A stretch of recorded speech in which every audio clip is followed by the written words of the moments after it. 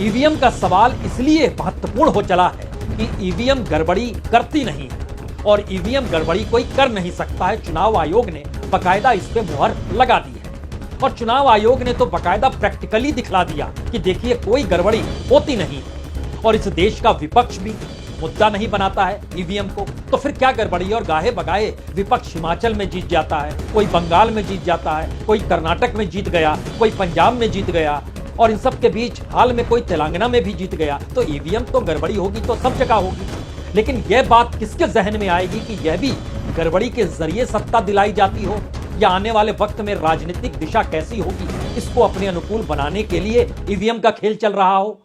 थोड़ी देर के लिए सारी चीज भूल जाइए और जरा सोचना शुरू कीजिए कि अगर खुले आसमान तले, सड़क पर, गांव-गांव अगर हर कोई ये बताने निकल पड़े कि देखिए ईवीएम की गड़बड़ी क्या है, और ये गड़बड़ी का नजारा और कहीं नहीं दिल्ली के जंतर मंतर पर नजर आया, जहां पर सुप्रीम कोर्ट के 2 वकील और उनके साथ कुछ समाज सेवी जुटे और उसके बाद लोगों की भीड़ उमड़ पड़ी।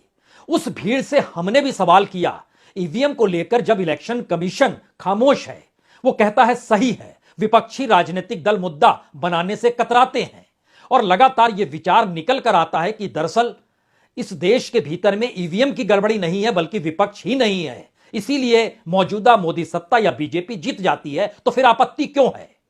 तब सुप्रीम कोर्ट के वकीलों ने साफ तौर पर कहा कि दरअसल स्थिति इस देश के भीतर कितनी नाजुक है, अगर उसको चुनावी जीत हार से तय किया जा रहा है तो चुनावी जीत हार जिस मशीन पर टिकी है उस मशीन को पारदर्शी तो होना चाहिए। अब यह किसे पता है कि उस मशीन की पारदर्शिता उसके भीतर के सिस्टम को लेकर खराब कर दी गई, या फिर उसमें बहुत सारे फेरबदल किए गए, या फिर उस सिस्टम के भीतर भी कुछ नए सिस्टम को लागू करा दिया गया और एक नए तरीके की मशीन इस दौर में लगातार तैयार होती चली जा रही है। दुनिया के बड़े ऐसे देश भी हैं जिनके संबंध भारत के साथ और खास तौर से मोदी सत्ता के साथ बड़े करीब के हैं, जिसका जिक्र सुप्रीम कोर्ट के वकील भी खुले तौर पर कर रहे हैं, जो कि इस डेमोन्स्ट्रेशन को लेकर आए और उन्होंने जनता के सामने बतलाया कि देखिए 2-3 चीज समझ लीजिए। पहली बात, जो वीवीपैट होता है उसमें भी गड़बड़ी हो सकती है।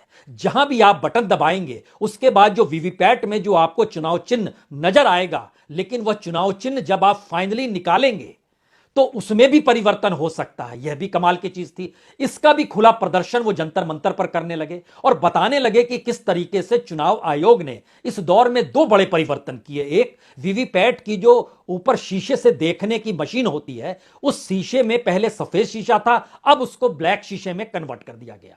दूसरी स्थिति है, उसके भीतर जो लाइट जलती थी किसी बटन को दबाने के बाद, वो 15 सेकंड तक जलती थी, अब वो सिर्फ 7 सेकंड के लिए जलती है।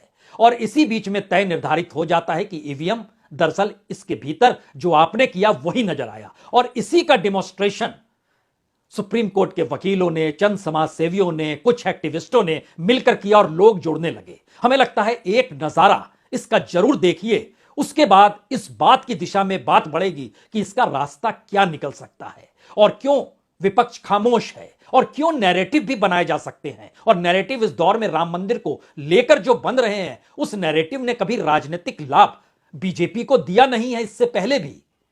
तो उस दौर का सच क्या था, मौजूदा सच क्या है, लेकिन पहले ईवीएम के उस डेमोन्स्ट्रेशन को देखिए जिसको लेकर एक शोर है। क्या देश के हर जिले में, हर गांव में, हर पंचायत में इस तरीके से अब डेमोन्स्ट्रेशन यही लोग करने निकल पड़े हैं और साथ में जनता हजारों की तादाद में जुड़ने लगी है। आप वहां पे वोट देने जाते हैं, सिंबल पे वोट करते हैं, आप उसकी पर्ची देखते हैं और आ जाते हैं, ऐसा ही होता है।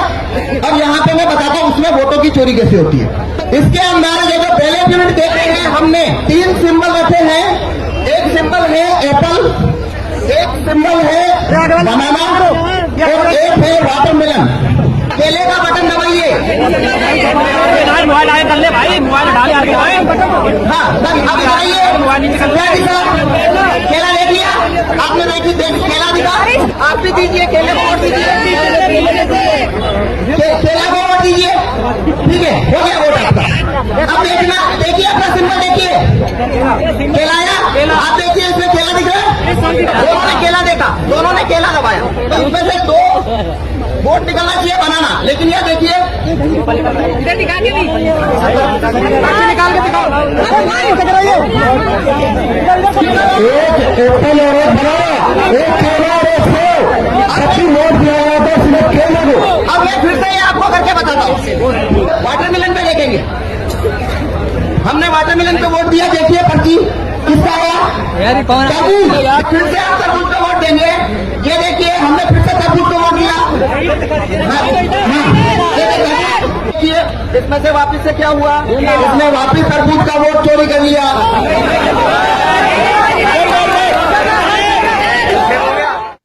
तो ईवीएम मशीन कैसे कमाल कर सकती है, इसका एक डेमोन्स्ट्रेशन दिल्ली के जंतर मंतर पर होता है।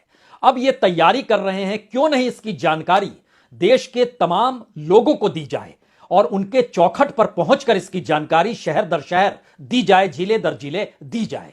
क्योंकि इन लोगों ने पत्र भी लिखा, तमाम नेताओं को पत्र लिखा, नेताओं की फेरिस्त भी इन्होंने हमें भेजी और बताया कि देखिए ये पत्र है, ये हमने राहुल गांधी को लिखा था, ये मल्लिकार्जुन खड़गे को लिखा, ये सोनिया गांधी को लिखा, ये लालू प्रसाद यादव को लिखा, ये अखिलेश यादव को लिखा, ये स्टालिन को लिखा गया पत्र है। यानी इंडिया के भीतर शामिल तमाम राजनीतिक दलों के नेताओं को और उसमें राहुल गांधी को भी यह पत्र इन्होंने लिखा कि आप समझने की कोशिश कीजिए।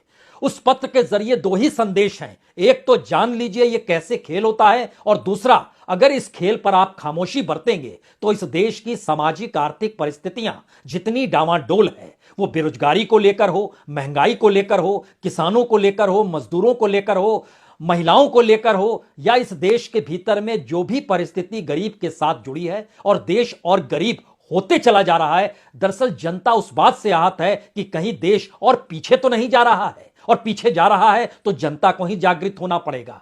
सुप्रीम कोर्ट के वकील हैं भानु प्रताप सिंह, ये अगुवाई कर रहे हैं। इनके साथ सुप्रीम कोर्ट के एक दूसरे वकील हैं महमूद प्राचा। इनके साथ जुड़े हुए एक और शख्स हैं जिनका नाम है हिंजम राजेंद्र, जो कि मणिपुर के हैं खुद भी, लेकिन वह समाज सेवी हैं, सोशल एक्टिविस्ट हैं। इसके अलावा एक इंजीनियर भी हैं, डीसी कपुल है।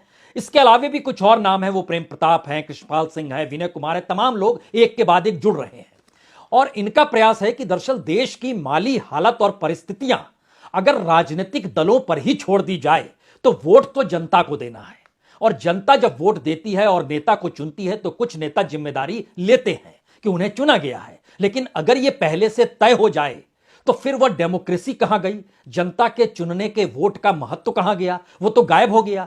और जो चुन के आएंगे वो पहले से अगर जानते हैं कि हमें चुनकर ही आना है, तो फिर उनका क्या मैनिफेस्टो, उनका कौन सी गारंटी, उनका कौन सा वादा, वो सब कुछ तो हवा हवाई होगा। लेकिन चुनाव जीतने के बाद ये वो कह सकते हैं कि देखिए जनता ने हमें चुना है, और इनके आर्गुमेंट है कि जनता ने इन्हें नहीं चुना है। दरअसल ये हो सकता है, पहले आप इसे समझ लीजिए कि ईवीएम के जरिए सत्ता को बरकरार सत्ता रख सकती है और विपक्ष कुछ नहीं कर सकता है। तो कोई भी एक सवाल पूछेगा, क्या ऐसी स्थिति में इंडिया जागरूक नहीं है?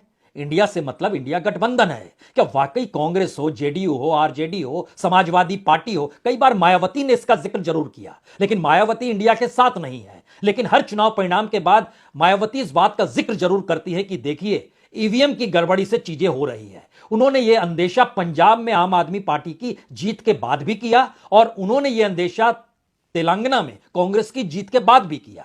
यानी बीजेपी का जीतना और बीजेपी की जीत की रणनीति को बनाना इस ईवीएम मशीन पर टिका हुआ है क्या?